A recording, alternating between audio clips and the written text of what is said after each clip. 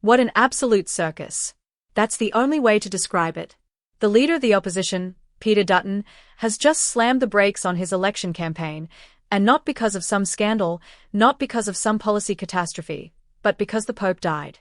Now, before the religious mob gets all hot and bothered, let's just call this for what it is, performative politics at its finest. Because while Dutton's out here pretending to mourn, the rest of us are trying to figure out how the hell we are supposed to trust a bloke who can't even run a campaign without tripping over every public event and news headline that rolls past. Before we dive headfirst into this political train wreck, where the Liberal campaign's stalling, Albanese is losing steam, and even the Pope's death is part of the chaos, smash that like button like it's the last shred of integrity in Canberra. Subscribe if you're ready for the kind of truth Sky News won't touch. And don't forget to grab the Albo Knows Best shirt, just $16 for the next 48 hours. Wear it loud when the whole system finally collapses. Now don't get me wrong. The Pope passing away is sad for a lot of people. 88 years old, had a good innings. But when the country's in crisis, when rents are up, wages are down, and the cost of a lettuce could bankrupt a uni student, maybe the bloke vying to run the country should keep the campaign wheels turning instead of treating it like a midweek public holiday. You reckon the Pope would have wanted politicians to use his death as a PR stunt? Pull the other one, mate. And here's the kicker, Dutton's campaign is already in freefall. The primary votes dropped harder than your mate Dave's phone after 5 schooners on a Saturday. And the Redbridge Group's Simon Welsh, legend in political circles, says this little pause could be the nail in the coffin. Not because people care about the Pope dying, but because it kills momentum. Every minute Dutton's not out there shaking hands, dodging questions, and trying to look like a half-decent PM candidate, his bleeding votes. He's already copying it from the young crowd, the progressives, the swinging voters. Hell, even the rusted ONS are starting to give him side-eye. And now he's chucking a sickie for the Pope? Please. Let's not forget Anzac Day's around the corner too. That's another weekend written off. People be off at the beach, at the pub, watching the footy, not glued to some press conference where Dutton awkwardly tries to explain why his climate policy's weaker than a Macca's coffee. The campaign calendar's tight. Every second counts. And Dutton's just been a whole day. If Albanese had half a brain, he'd be out there capitalizing on this. But nope, he's suspended his campaign too. 2 clowns, same circus. It's like they're in a contest to see who can waste more taxpayer time pretending to care. And let's have a squiz at the seat of Kooyong while we are here, because if you want to see the Liberal Party's slow, painful demise in action, that's where it's happening. Once a blue ribbon safe seat, now hanging by a thread thanks to Monique Ryan and the Teal Wave.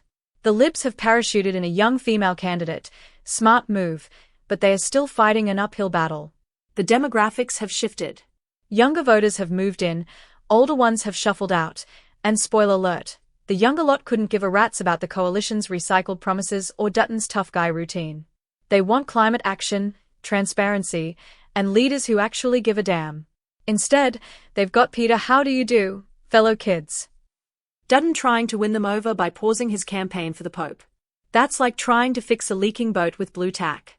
And Monique Ryan, bless her, hasn't exactly nailed the campaign either. She's had her moments, gaffes, missteps, the usual. But even with all that, she's still looking more solid than most of the Libs. Why? Because she doesn't look like a 1990s action figure brought to life. The electorate isn't asking for perfection. They're asking for authenticity, for a bit of bloody honesty. And right now, the Liberals look about as genuine as a $5 Rolex from Paddy's Markets. Let's not pretend Labor's immune here either. Albanese's out here promising the moon while people can't even afford a Mars bar. He's paused his campaign too, because apparently, both leaders think voters are sitting at home weeping into their Weet-Bix. They are not. They are wondering why their power bills have doubled and why the NBN still buffers like it's 2008. The political class is completely out of touch, and it's moments like this that prove it. Now let's get real cheeky, because here's where it gets spicy. The Teals, the Independents, the Greens, they are not just nibbling at the edges anymore. They are carving up chunks of the map. The old two-party system is on life support, and Dutton just pulled the plug and said, let's have a breather for the Pope. You can't make this stuff up. Voters aren't dumb. They are watching this unfold and going, right.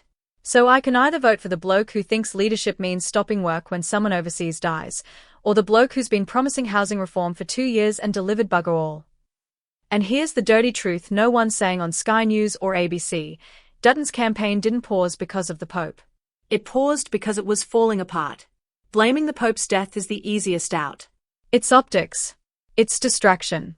While the media's talking about Catholic mourning, they are not talking about Dutton's plummeting numbers, his dodgy candidates, or his complete lack of a future-facing platform. The man's political strategy is basically don't be Labour, and even that's not working. So what's next?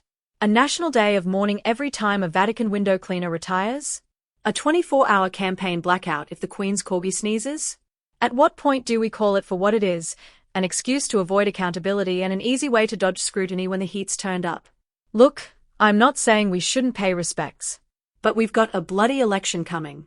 And the people running to lead the nation are treating it like a backyard sausage sizzle that can be postponed whenever someone needs a breather. Meanwhile, the voters are broke, angry, and watching the price of milk climb like it's on a roller coaster to the moon. So smash that like button like Dutton smashed his own campaign timeline. Subscribe if you're done with the charades, and if you've got a spine left after watching this political theater, go grab the Albo Knows Best tea, only $16 for 48 hours. Because when the country burns, you'll want to be dressed for the occasion. And remember, this isn't about the Pope. It's about power, politics, and the same old blokes playing dress up while Australia falls apart.